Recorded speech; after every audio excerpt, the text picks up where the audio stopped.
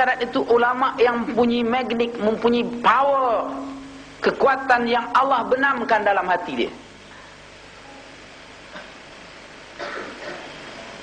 Sehingga ada di antara mereka, saudara-saudara, bukan saja manusia, binatang pun hormat. Coba saudara baca sejarah Utbah bin Nafi', seorang pembuka Islam di Afrika Utara. Apabila dia nak buat masjid di Afrika Utara, di suatu daerah, dia cari kawasan yang banyak singa dengan harimau. Dia masuk kawasan itu, dia cakap, "Hai binatang-binatang, bersama saya masih ada lagi 13 atau 19 para sahabat Nabi. Hendaklah kamu malu dengan mereka dan keluar dari sini, karena kami nak buat masjid di sini." Sunyi hutan tu, tak ada harimau, tak ada apa binatang. Mereka pembina masjid di situ. Binatang pun malu, saudara, dengan orang-orang yang takut kepada Allah Subhanahu wa taala. Tapi kalaulah orang yang tak takut kepada Allah, bukan ulama akhirat, manusia pun tak malu. Bukan saja binatang, manusia pun tak malu. Buktinya, perbuatan dia sama dengan orang fasik. Orang fasik pun kata, lebih kurang aku je lah.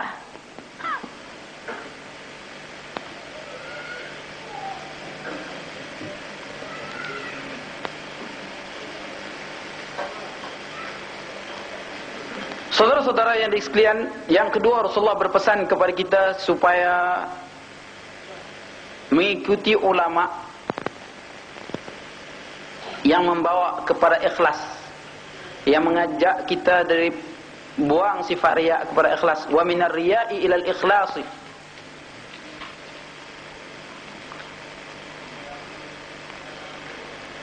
Yad'ukum min khamsin ila khamsin wa minar riya'i ilal ikhlasi.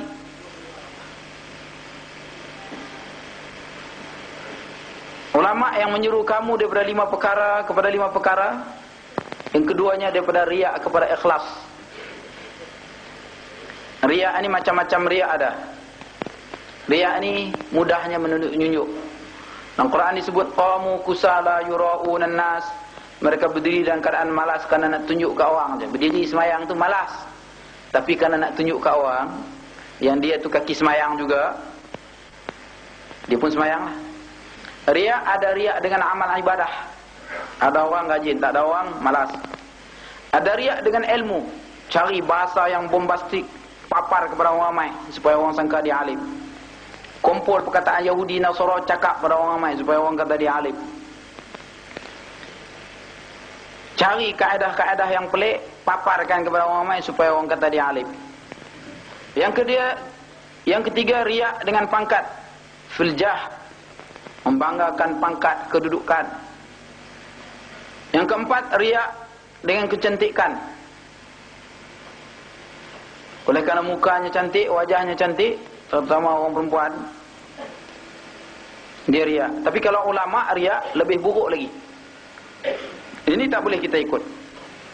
Sedangkan kita diperintah oleh Allah Subhanahu wa taala supaya menyembah Allah dengan ikhlas. Wa ma umiru illa liya'budullaha mukhlishina lahuddin hunafa'a wa yuqimus shalah.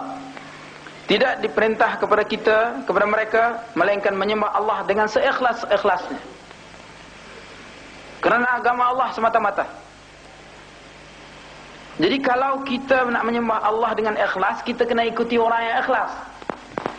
Kalau kita membontut orang yang riak ujub, kita pun sama dengan dia lah nanti.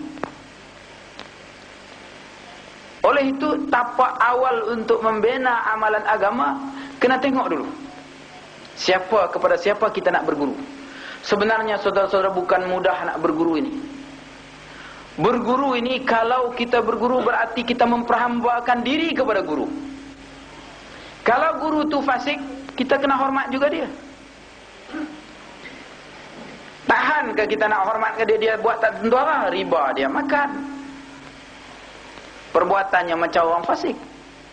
Sebab itu kita kena cari ulama yang ikhlas, yang bersih daripada perbuatan-perbuatan syirik, yang bersih daripada perbuatan-perbuatan yang menunjuk-nunjuk, yang bersih daripada membanggakan ilmu, membanggakan pengaruh, pangkat, kecantikan dan sebagainya.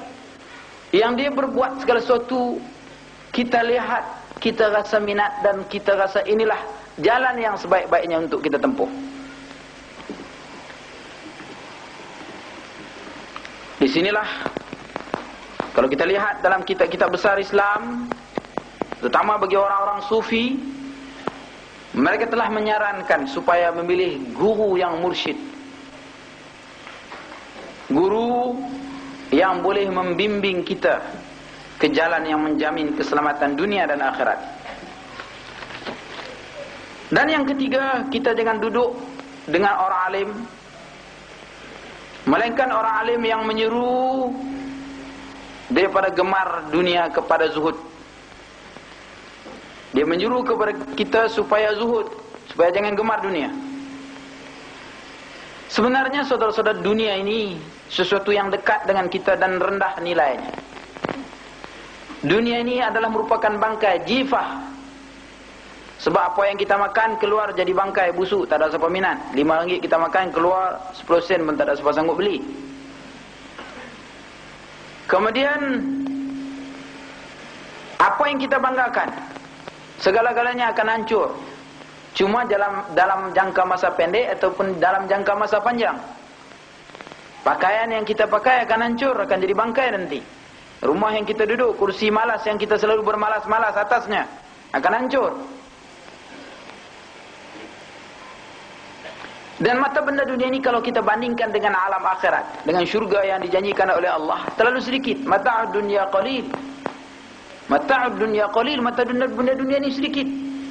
Dan masa yang kita ambil untuk bersedap-sedap dengannya pendek sangat. 60 tahun, itu pun tidur 20 tahun.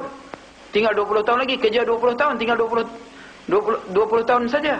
Masa yang terlalu sedikit. Kemudian hidup di dunia ini selalu kena tipu. Hidup dunia ini selalu kena tipu. Angan-angan nak jadi kaya, banyak masuk penjara. Berapa banyak sekarang kan tokek-tokek besar, Taikun besar masuk penjara. Di Singapura pun masuk penjara, di Malaysia pun masuk penjara. Dulu Masya Allah dibanggakan mereka ini sebagai orang yang memiliki dunia. Sekarang apa mereka dapat? Kena 20 tahun, kena 10 tahun. Jangan-jangan mati dalam penjara ni.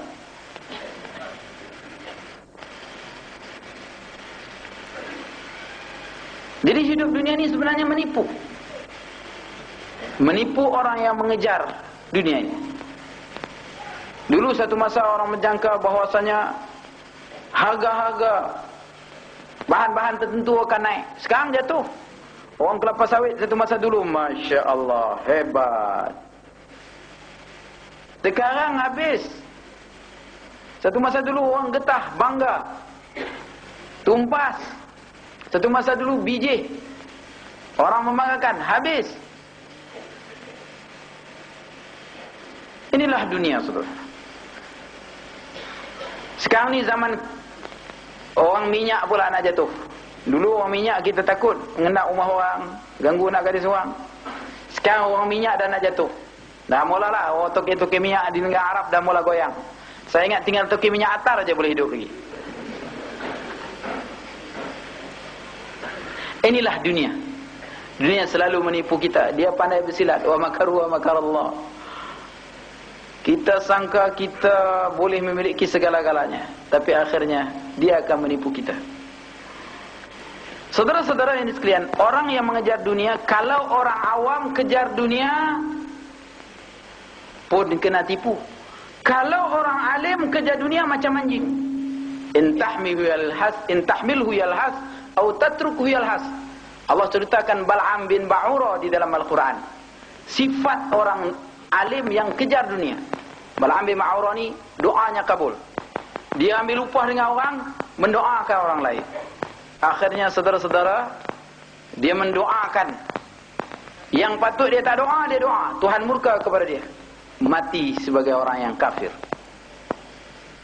Jadi kalau orang alim kejar dunia, paling buruk. Sebab orang alim patut kenal dunia.